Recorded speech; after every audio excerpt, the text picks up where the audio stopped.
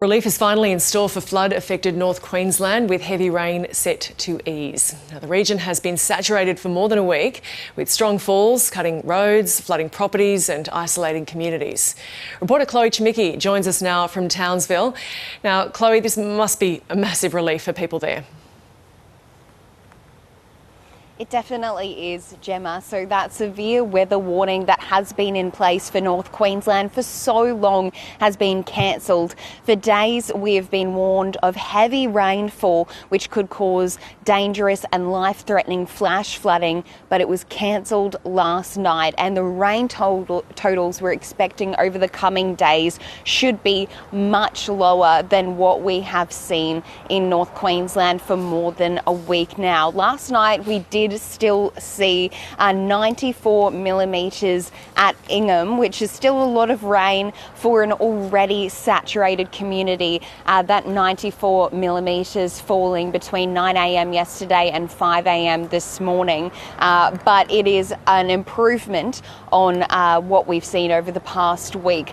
There are the river levels throughout North Queensland, the Bureau of Meteorology says, is slowly dropping, but there are still major flood warnings out for the Herbert River and the Horton River. Of course, the Herbert River in the further north of Townsville, causing all of that inundation to properties in Ingham, and the Horton River south of Townsville causing the same situation in Garoo.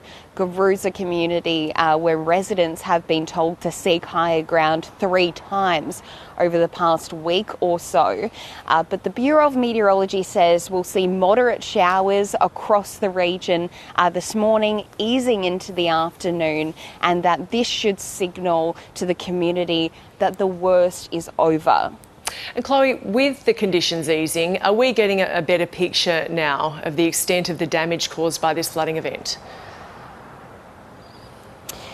Yes, that's right, we are, and we've been waiting to do that and to get the recovery really underway, but it's been so hard as that heavy rain continued to fall much longer than we initially had expected. But yes, insurance claims, we're seeing about 5,000 already lodged from this region in relation to this weather event. The Insurance Council of Australia says those 5,000 claims, that number is expected to increase quite exponentially as people get into properties. North of Townsville at Olera Creek, a new road was open to all traffic last night. That was a bridge that got washed away during the early days of this weather event, cutting access between Ingham and Townsville, but a road that was quickly sealed over the weekend and open to truckies on Monday night is now open to all traffic, and that's on the Bruce Highway north of Townsville. Of course, highways are still cut in other places. South of Townsville in the Burdekin region, the Bruce Highway is still cut there, but a rail bus is being used to get people over the railway line, which hasn't been affected by floodwaters.